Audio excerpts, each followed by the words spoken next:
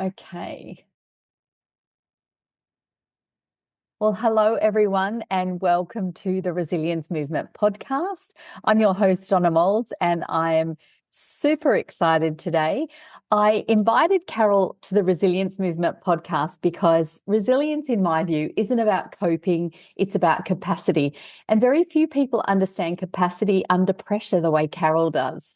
So his career has been spent working with individuals and leaders where psychological readiness, identity, and emotional regulation directly impact outcomes. And for audience navigation, leadership, responsibility, life transition, his insights offer grounded, practical wisdom and not just theory. So Dr. Carroll Greene is a retired US Air Force colonel, triple board certified psychologist, and one of the earliest architects of operational psychology within the US Special Operations. So over his career spanning more than 4 decades, Carroll has worked at the highest levels of military performance, selection, and leadership readiness. So prior to semi-retirement, Carroll served as a director of psychological applications at the US Marine Specials Operation Command Training Center, where he led psychological assessments, selection, and training programs of Marine raiders, roles carrying training investments of up to $800,000 per individual, which is amazing, a great investment into people. And his work across the US Special Operations Command included combat and intelligence operations support, clinical leadership, and consultation to senior commanders on complex human performance challenges. So as the first psychologist assigned to the Air Force Special Operations Command and later a multiple joint Special Operations Command units, Carroll helped shape the foundations of operational and behavioural health practices still used today.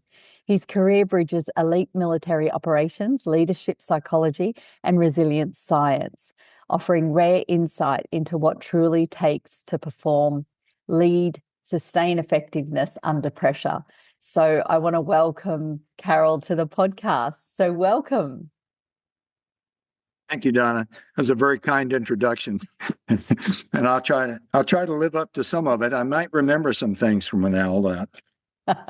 Fantastic. And so I feel very privileged because one of the things that we need is people who have a wealth of knowledge and lived experience. So thank you for joining us here.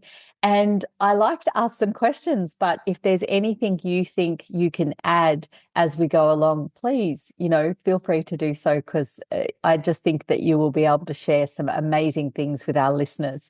Is there anything that you would like to share with our listeners before we dive into the questions, Carroll? I don't think so. I think about the questions and I love the way that you've put your thoughts together, and I'm looking forward to hearing the way you phrase them as we talk, and I'm just appreciative of the opportunity. Fantastic. Thank you so much. All right. Well, let's dive into the first one, which you've spent decades working with individuals operating in, environments where failure is not an option. How do you define resilience when performance carries real operational consequences? Well, when I think about the question of resilience, I think it's to me the definition is fairly simple. I see it as recovering from some kind of adverse event or circumstance and returning to optimal performance. So resilience is sort of like a recovery process, and so I think if you recover from anything now. Here's my model. My model is human beings function from mental, emotional, physical, and spiritual foundational pillars. All 4 of those pillars have to operate, or you're sitting on a 3-legged stool. And that never works very well. So you'll hear me refer to that framework, as I answer questions like this. So I think those are the most important things. Those are the 4 things that I would pay the most attention to. And of course, we know when we say failure is not an option, that doesn't mean it won't happen. It just means we don't think of it as an option as we go into dealing with something that's highly stressful or extremely important, or may involve life and death circumstances. But I think those are the four pillars that are most important. And if you have those things together in your life, if you have a lifestyle that pays attention to all these things, you'll be a lot more resilient and able to recover from any kind of adverse circumstance, whether it is physical, mental, emotional, or spiritual. Fantastic. Thank you. And it's interesting when you say like failure is not an option. I try to use that phrase when I'm doing big things in my life, certainly not in the Air Force, but when I was trekking, failure was not an option. So I like that. And the three-legged stool theory, I have heard that before, and I think that's a really good theory to think about. So you were deeply involved in selection and assessment for elite special operations. So this is a two-part question. So what psychological qualities consistently predict long-term effectiveness, not getting through the selection, but sustaining performance? And also what traits look impressive on paper, but break down under real life pressure? Yeah. That's a great question. It's one that every leader I've ever worked with wants to know, and there are good ways to go about looking at that for any particular occupation. Some work studies that look at the elements contributing to work. This is a general answer, but I can tell you that within the world of high stress, actually physical operations that involve some danger, some pressure, and that's just not in the military. That can involve industrial applications. It involves law enforcement. It could be any situation. It could be medicine. Medicine is a life and death business where people deal with that every day. So the standards and the requirements are not too different among all of those high stress occupations where the standards have to be very tight and very precise, and where people have to conform to them on a regular basis, no matter how tired they are, no matter how many demands they have on them in the moment. But I would say just to hit the characteristics that seem to work really well in those environments. One, people have to be able to tolerate ambiguity. There are, you take those of us, and I include myself, who like to have control. We like to be able to predict our environments. We get our biggest trouble in relationships is that we try to control too much. We try to make things happen, solve problems, when what we need to be doing is really being patient, being quiet, simply asking questions, and allowing for things to unfold enough that we have enough information to actually make decent decisions and not jump to conclusions. So tolerating ambiguity can be extremely difficult for those of us who like to be in control of our environments. And yet it's one of the most important things within a lot of those fields that I just mentioned, because the circumstances of whatever situation you're in could change moment to moment. So whatever plan you have made about how you want to handle that, it may not predict at all exactly what it is that happens when you're in that situation. So that tolerance for ambiguity. The other thing is intelligence. It's one of the things that we've tested for among elite performers, whether this is in business or whether it's in the military, law enforcement, really doesn't matter. But people have to be intelligent. And by that, what I mean is they have to be practically intelligent. Normally speaking, they don't have to have a whole lot of book knowledge. Maybe in medicine, they probably have a lot more of that requirement than in many other fields. But they do have to have a lot of knowledge about something. So they have to be intelligent. What we found out in selection over time is we're talking about high pressure, if you're talking about life and death circumstances, you also have to be able to know when to not get paralyzed by your analysis. They used to call it the paralysis of analysis, where somebody who is very bright, capable of looking at lots of elements about a particular situation, may be looking at the elements beyond the time when they should have made a decision and gone ahead and taken action. And so one of the things that selection has always encompassed, both in the military as well as in high-level positions for business anyway, corporate levels, at executive levels, is work simulations, where you put people who are tested, we know they're very intelligent, but you put them in a work situation where they might feel the demands and the pressures of the normal work environment, and then see how they perform. Are they able to make decisions? How can they do with an in-basket exercise where you have so many minutes to decide which baskets these particular kinds of challenges should go into. That's a simple one, but there are all kinds of versions of that. Sometimes there are physical challenges that you have to look at a situation, see what elements and resources you have to deal with it, and then make a decision within a very short period of time about which way you want to go. So intelligence is very important because it can inform you about all the variables involved, but it can also cause you to stay lingering too long over analyzing which is the best approach. And so intelligence is a gift. It's very important, but it can also get in your way. So you have to be an action-oriented individual also. Actually, can I just jump in there for a second? Sure. Because as you were talking then, I was thinking, so is it the longer that someone takes to make the decision, the harder the decision becomes because they're putting too many variables in there? Good way to think about it. Yep. They may be thinking about it, too many variables, or the person may be very bright. They may be thinking about all the right variables, but they're not aggressive enough. They don't have an internal sense of aggressiveness that says, I don't have to have all the answers. I just need an 80% solution. Let's go with it. And sometimes people are reticent to do that. They're unwilling to assume risk. You don't want them assuming too much risk, but they've got to assume some. We all assume risk. Every time I get out of the house to drive to work in my car, I'm assuming risk. There is no certainty that I will ever arrive at work. I'm evaluating probabilities and making a risk-aware decision. Yeah, perfect. Sorry, I interrupted you. No keep problem. going. Sure. Another thing is personality. One of the fears that leaders have sometimes about getting psychologists involved in selection for important positions is that when we talk about personality, that we're going to think, oh, well, you have to be a nice person, or if the psychologist doesn't like your personality, they're going to give you a thumbs down on this decision or something like that. Which is, if these are good psychologists, you're not going to get that. What you're going to see is people who are looking for personality characteristics that match a scientifically done work analysis that says what are the characteristics that are needed. But one of the things I can tell you that we've found, this for lots of senior leadership positions, as well as for anybody who has to work on a team or run a team, is that introverts tend to do a little bit better than extroverts.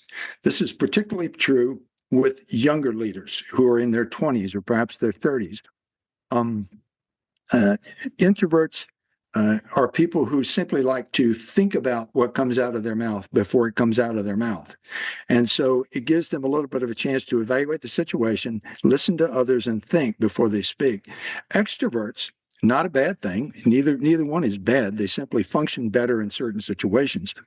Extroverts, on the other hand, we learn to trust them very quickly because you tend to get to know them because whatever they're thinking tends to come out of their mouth. So you trust them pretty quickly, whereas introverts are trusted less quickly in a team environment because it takes longer to get to know what is really going on in their heads. So, but I would say most leadership positions in high stress areas are better handled by people who are a little bit more on the introverted side, but who have very good social skills. They're good listeners.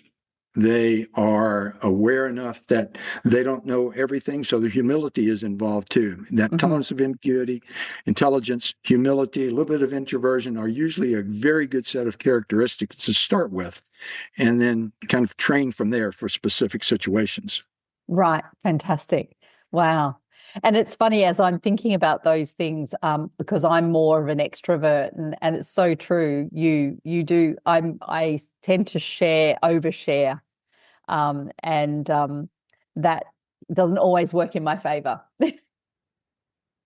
I have undershared most of my life and have had to learn to share more. Right. So let me ask you then, in high performance environments, identity often becomes fused with the role and the mission. What happens psychologically when the role changes or ends or is removed? Yeah, that's a great question. I think my experience anyway, has been mostly with people who are really devoted to an occupation. And in my business, that was special operations and career military leaders in general, who have found success in their work environment. They have found a sense of purpose over time. Whether they had it when they started or not is another question. Sometimes it takes a while to develop it. And a lot of people reach midlife somewhere between 35 and 50 years of age before they begin to realize, wow, these are the kind of things I've done in the first half of my life. And these are the things I really enjoyed. These are the things I didn't do so well at. I'm beginning to realize now that I've got a set of gifts for this particular thing, and I believe in this. And so their sense of purpose becomes clearer to them. But I think one of the most important things is to have a sense of purpose. And when a person has found that in a career, and for military members, that often means staying for 20 years in a position that you're in, and then retiring for a lot of them is around age 45.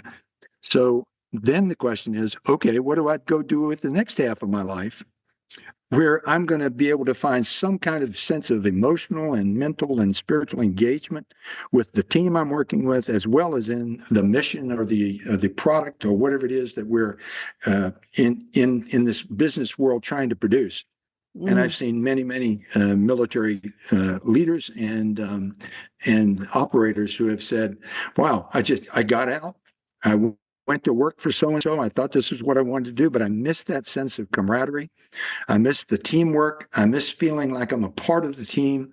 And I miss a little bit of the challenge, the danger, the fear that we had to deal with in that process."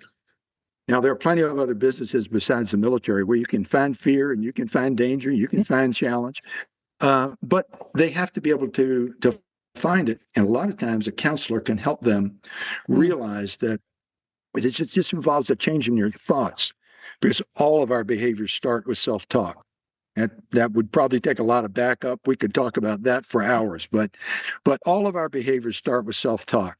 So if I'm an individual who's unhappy with this career change that I've made, part of that unhappiness can be what I'm telling myself and how I'm thinking about this change.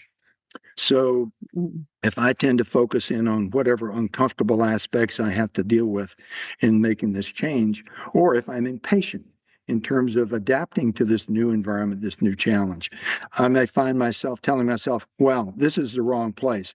This is not as good as where I used to be. I must be in the wrong place, and I should have been, a part of this team by now. So if our expectations are off, if our past experiences have clouded our present judgment, a lot of times just talking with somebody can help you understand, well, no, Carroll, you expect to be a part of this team. It takes 3 years to integrate with these kind of teams. Or you haven't thought about, what are y'all doing downrange? Here's the product you're creating, but what does that do for the world when that product reaches a vendor and becomes part of someone's life? So at that point, some people go, oh, well, I hadn't thought about it that way. I just knew that I didn't like running this particular machine. So sometimes just getting your thinking straight about, number one, how fast should you be feeling like a pro again now with your new career?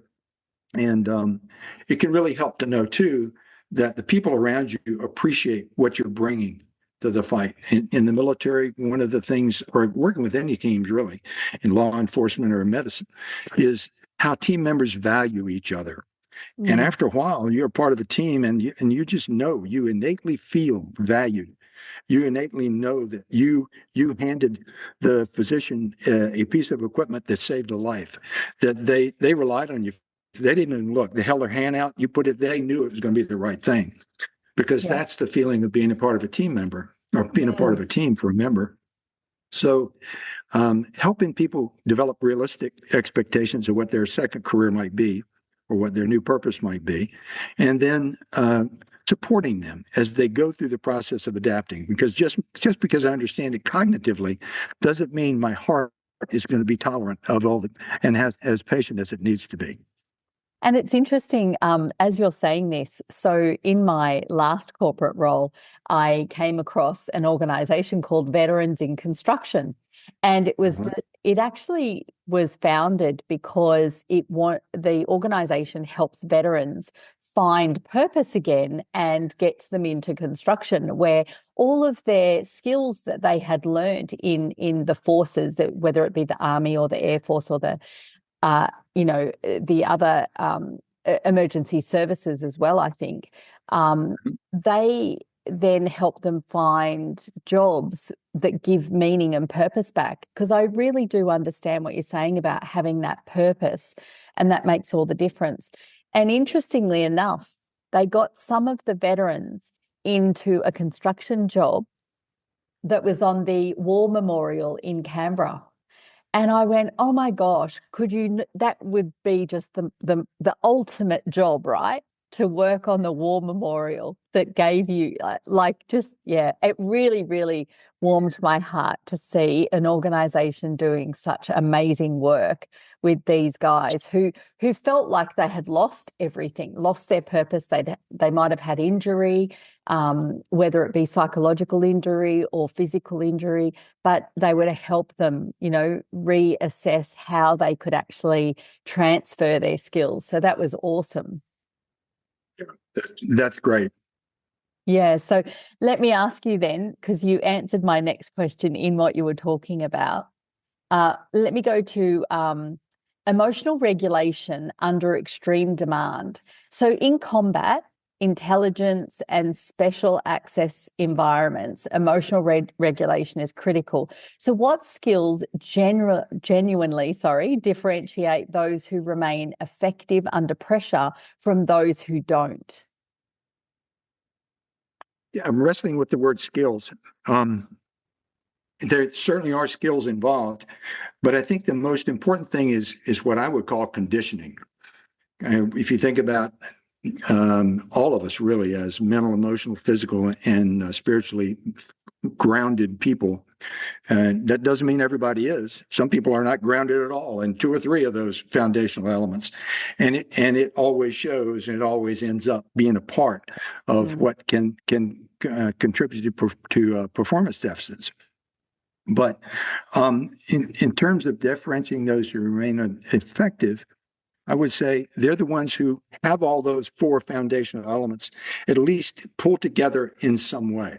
And I balk at the word skills because it sounds cognitive. It sounds like if I know how to do this, and I don't think you mean it that way, but once I've developed the skill as well as the experience of applying it, and that's a mental and a physical thing. It's also, if you're talking about high stress, it's an emotional thing. Does that make sense? Yeah. So I like the word that you changed that to is conditioning. I really do. Yeah. And I think that's I think it sits much better than my word of skills. So thank you. And sorry, continue. Sorry, I was going to say skill is certainly involved. Okay. Diaphragmatic breathing is a skill. And it's extremely helpful under pressure. Reframing my self-talk is extremely helpful under pressure. But it's going to be, under real stress, it's going to be totally ineffective. I'm not even going to be able to do it very well unless I have conditioned through practice, under stress, under pressure, my ability to do that. Because we know that physiologically, when the stress goes up, and it could be stress due to anything, time demands, it could be a lethal threat, it could be just I'm extremely cold, or it's extremely hot, or I'm in the mud, or I don't know what's going to happen. So whatever the stress is, once it begins to go up, the question is, how solid will my skills that I have developed stay? Okay. So what we know is that if you have developed those skills under the similar stresses, if you were in the mud, under pressure, underwater, barely surviving, your cortisol, your epinephrine, your norepinephrine were extremely high, your adrenaline was really running, and you were able to do this new skill even under that kind of pressure, and then you did it again 10, 15, 20 times, then when you're under stress in the real world and you're out on an operational task, the old heads would always say, just relax. Under pressure, your training will take over. And it does. But it's more than just a skill. It's a combination of skills, conditioning, reduction. One of the things we know from survival training, which in the U.S. it's called SEER training, survival, evasion, resistance, and escape training. There's been a lot of research that shows that when people have gone through high stress training, the kind that really can demoralize you if you're not a relatively resilient kind of individual, and cause you to question your own capabilities and your own ability to survive and your own ability to lead under pressure. When you've gone through that kind of training more than once, your body actually secretes less cortisol, less adrenaline when you're under similar pressures. So there's a real physiological conditioning factor that goes into physiological change that comes about because of mental, emotional, and spiritual issues. And when I say spiritual here, I should clarify and say I'm not talking necessarily about religion. It could be that your spirituality has evolved from a religious connection that you've had throughout your life. It could be that that's where you decided these are my values. You've adopted the stories of that religion, regardless of what it is. And you these are the justifications why your values are the way they are, but you've adopted them. So people who are very solid in their values, and have strong faith in their values, that can come from religion. It could also come.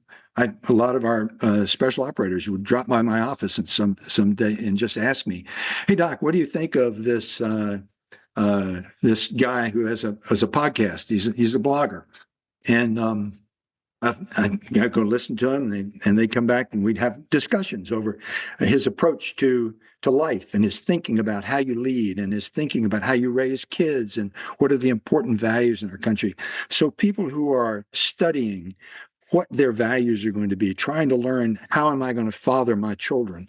How do I need to build my relationship with my wife so it can get us through hard times and stresses?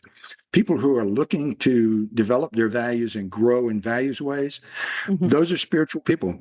So whenever I asked one of our operators, I would say, "Would you have a spiritual life?" during an initial interview, and they would say, "Do you mean, do I go to church?" I said, "No, I don't mean that at all. I mean, do you have a time where most every day you sit down and think about what are the values that guide my decisions? What are the things I'm going to do today at work? How will I treat people?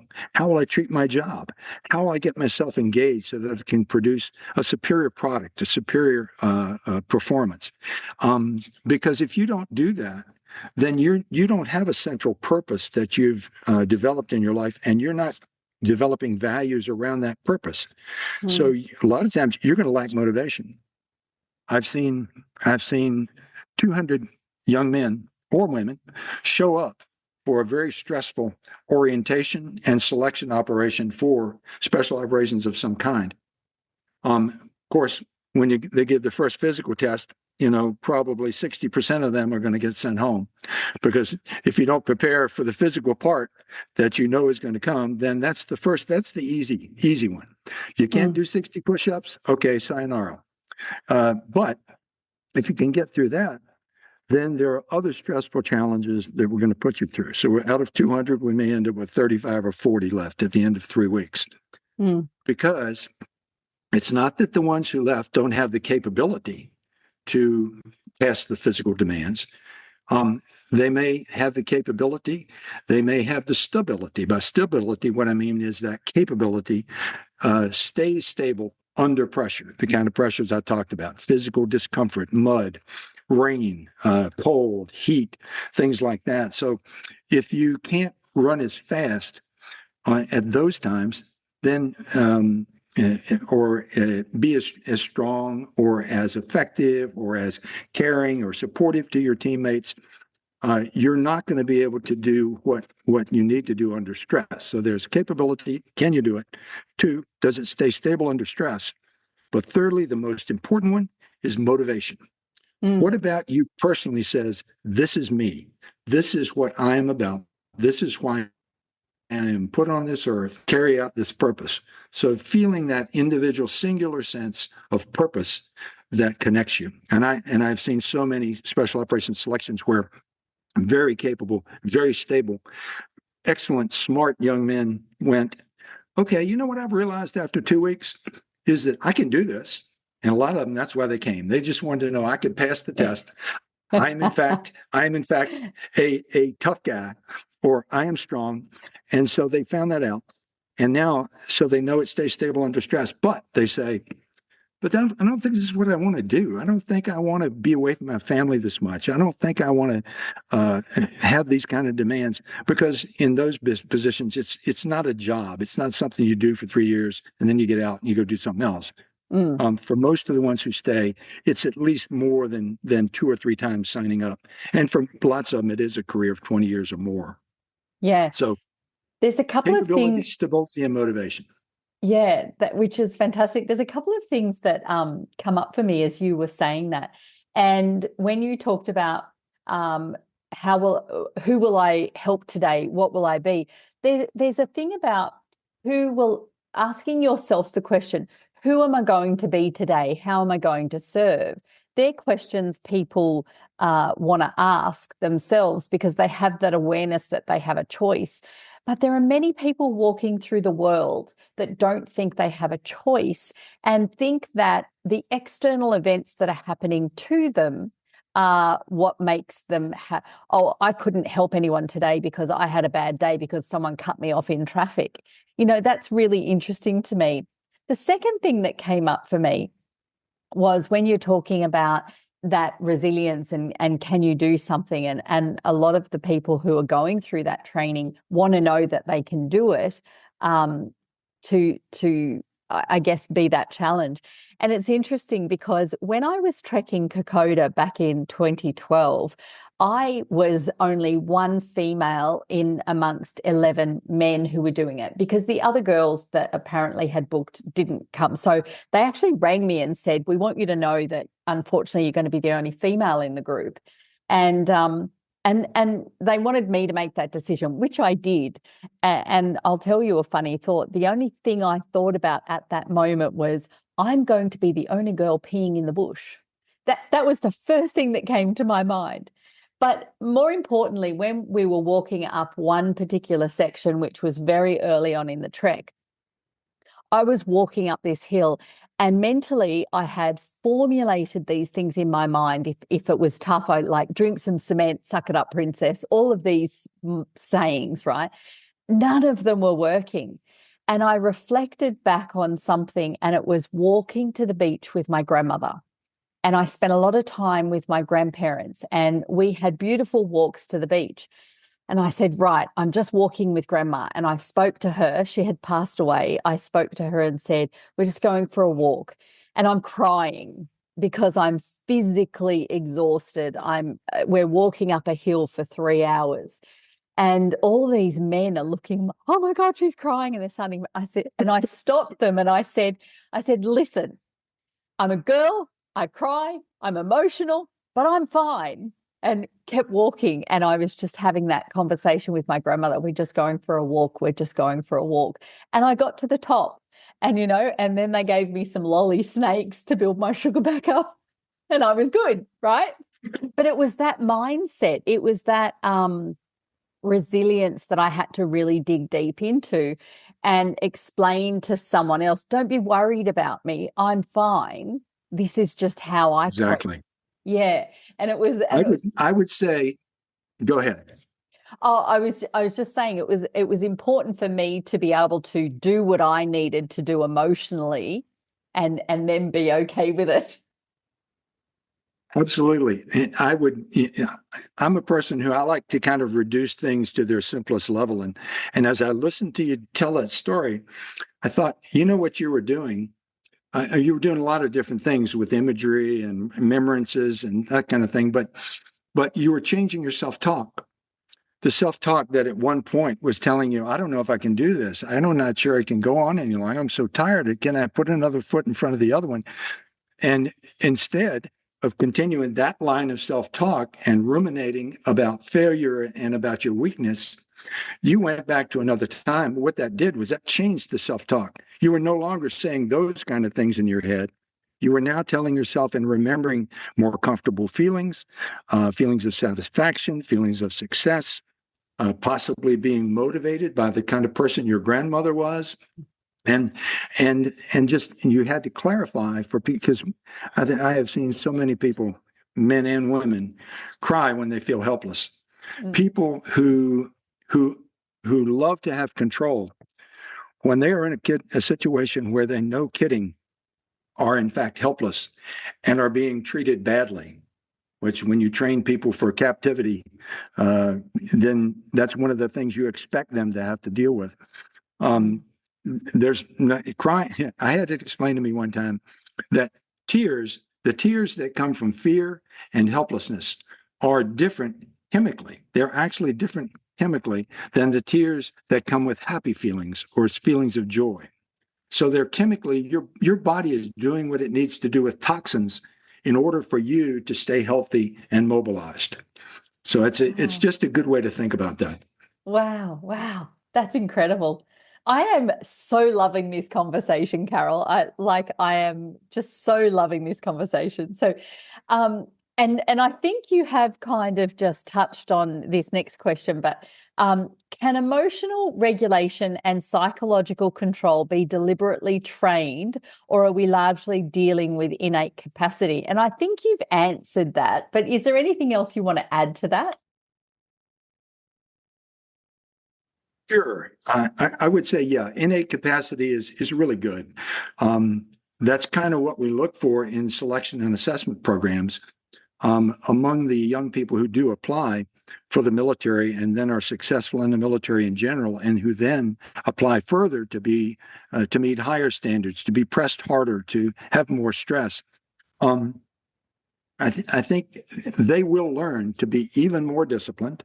They will learn now, I would say, disciplined under certain circumstances. A young man who is at work in uniform or out of uniform, but at work surrounded by teammates, may operate or act a little differently, maybe a little bit more constrained, a little bit more concerned about his leadership presence, a little bit more concerned about, can my teammates trust me? Then if he goes out for a beer in the evening with a couple of guys, even from the team, he may be different. Okay. So, but I think certainly you can train, and this is back to the term conditioning. You can train yourself to operate in a certain way under a set of certain circumstances, or take if I'm in a certain kind of setting, I'm going to act this way. Okay. It's like for me, I'm an introvert. So if I go to a cocktail party or a big social gathering where I don't know a lot of people, I know how to do two things. I've got social skills. I can walk up and introduce myself, start a conversation, and using open-end questions and paraphrasing, I can get people to talk to me about what they do and learn about them. Or I know how to do this too. It doesn't come natural. I can share stuff about me. Now, if you've been around very many people, that a lot of times people don't want to hear stuff about you. They want to talk to you about them. Yeah. And so I know how to let them do that. But that's not something I do all the time. I'm not doing it now. Okay. I am just trying to be me and think off the cuff and respond with what's in my head. Okay. But in certain other situations, I wouldn't do that. Yeah. So this is the important thing. It's about conditioning to certain sets of circumstances, as opposed to having an innate ability. But if you've got that innate introversion, intelligence, and motivation, once again, it comes back to capability, stability, and motivation. If you've got all three of those, then we can condition you to do lots of things under certain circumstances. Does that make sense? Yeah, it does. Okay. So now let's jump over a little bit to leadership, responsibility, and culture. So from your experience advising commanders and senior leaders, what psychological responsibility do leaders have for the environment they create? A tremendous responsibility. This makes me think about LinkedIn and a variety of the other social platforms that I read from sort of regularly. And it's even leaked into the popular news every now and then about the fact that people don't leave jobs because of the job all the time. They very often leave because of lousy leadership. So it's a lot about how in lousy leadership requires many, many definitions. If I'm 20 years old, my idea of lousy leadership is going to be different than my idea at my age. So it depends on how you define that. But I would say where people don't feel valued or they feel disrespected, I wrote down a couple of things.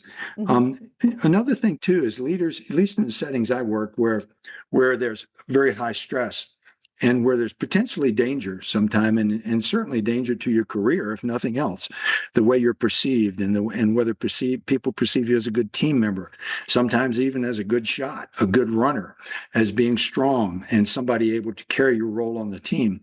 If they don't perceive you that way, then that carries over to the leadership. So leaders who appear fearful, working with people in those kind of environments, if you appear fearful, if you appear to be worried about what your boss thinks about what you're doing, more worried about that than you are whether the people who work for you understand why you do what you're doing and feel valued by you, that's a bad problem right there. If people, one, don't feel as valued as you don't value them as much as you value your boss's opinion of you. And when that begins to come out, you will lose the support of a team very quickly. You won't know it. They simply will not support you. And under life-threatening conditions, it can end up to be a real problem. Another thing is isolation. Go ahead. I'm sorry. I was just taking myself back to, I worked in a men's maximum security prison, and the leader we had in there, our governor of the prison, was a remarkable leader. Like, he was just, he allowed you to make mistakes. He allowed you to, have such autonomy in your role. And of course, you then in turn respected that and communicated back to him and so forth. And he just has left such an imprint on my life. It was incredible. And then I've moved to another corporate role where I had completely the opposite. And that leads me into the next part of that question, which is, what are the most common leadership behaviors that unintentionally erode trust, resilience, in the effectiveness over time? You were going to share something else with me. Please do that first, and then if you can just expand on that. What I was going to do is kind of related to that. I was talking about fear, and if the leader's fear comes out that they're more afraid of their boss's opinion than they are of doing something that has a negative effect on their employees, that's a big problem. Another thing is introversion. If the boss tends to stay in their office more and doesn't manage by walking around, that can be a problem, because people will assume two things.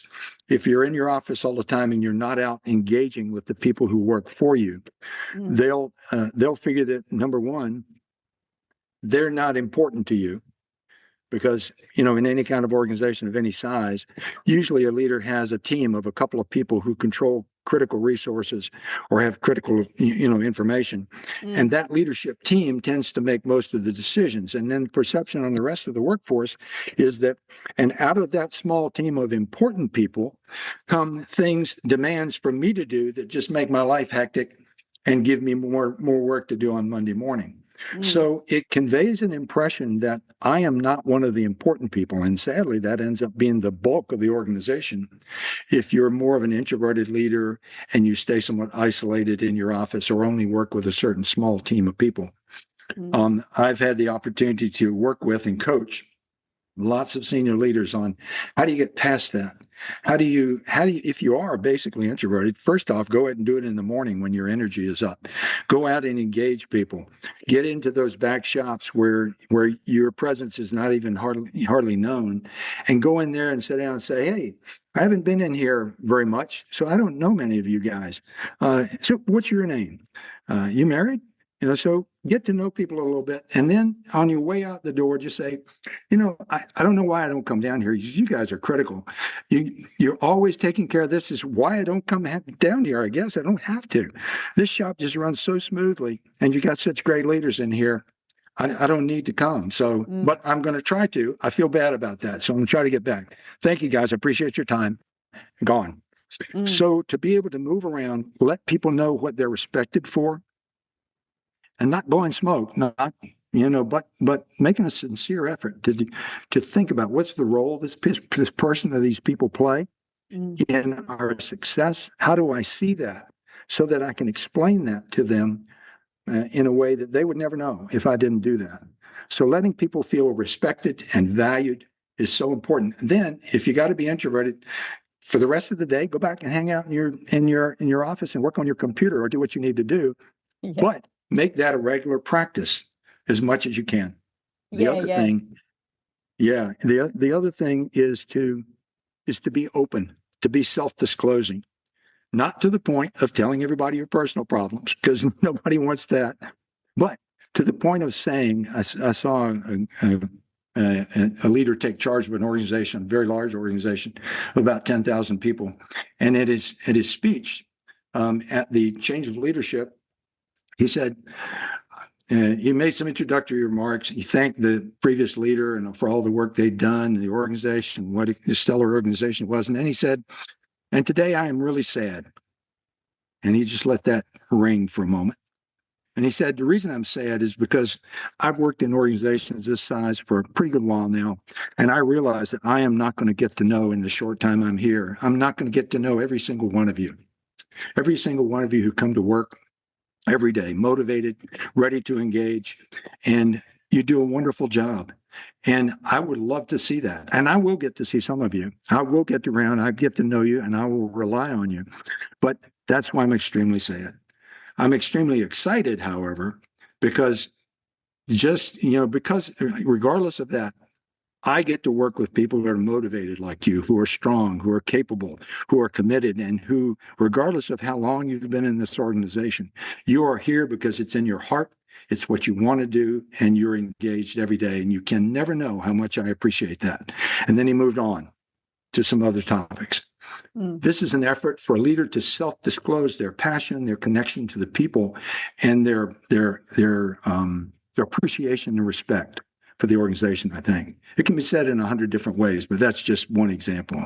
Yeah, which makes people feel more valued. So, I've got time for one more question for you, and then I'll ask you to share something else. But you've worked with people who exposed to and sustained high operational stress. What distinguishes resilience from endurance, and where do leaders go wrong?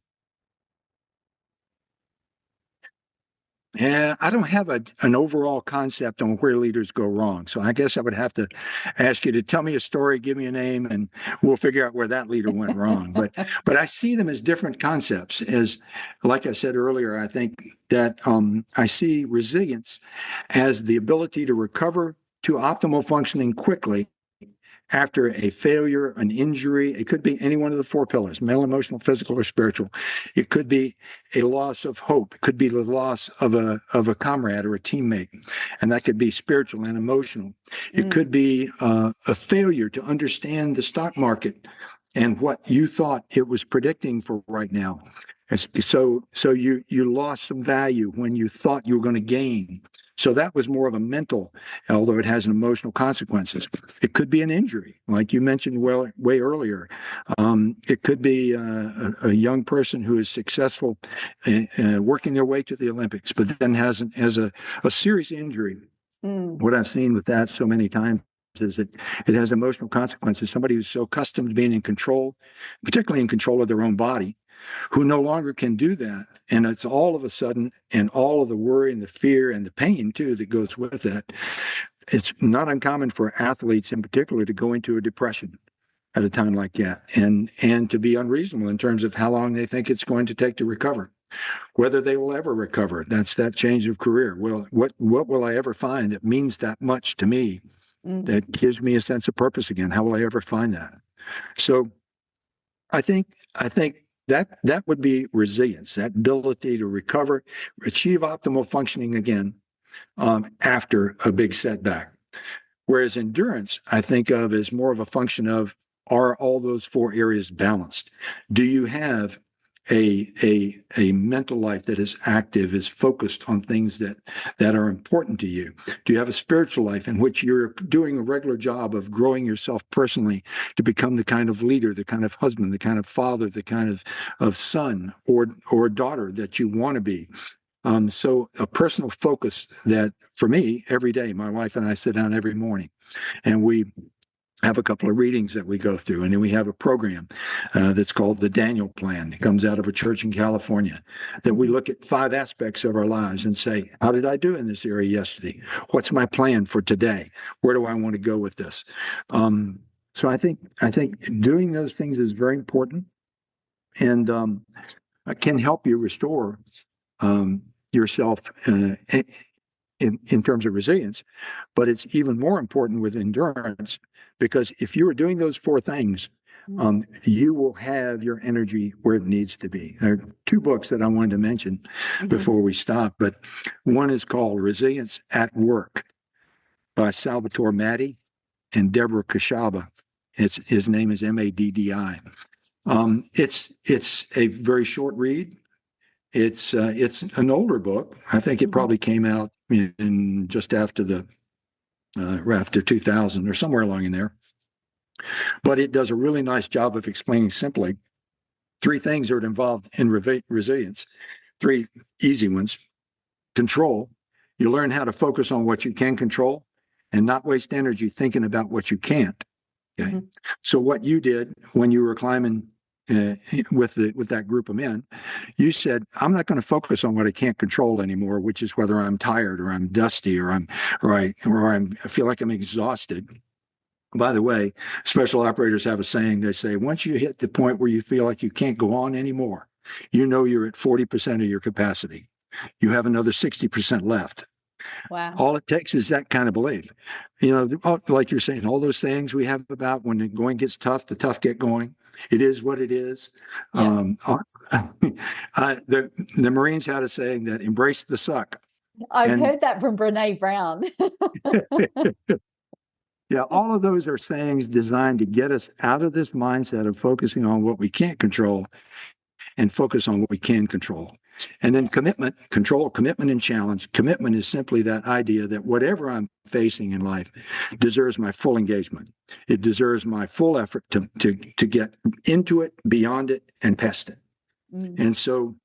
And then challenge is just the whole idea of welcoming challenge. Life is, our American actor, John Wayne, many, many years ago, is quoted as having, I don't know if he did or not, but he's quoted as having said, life is tough, but it's tougher if you're stupid.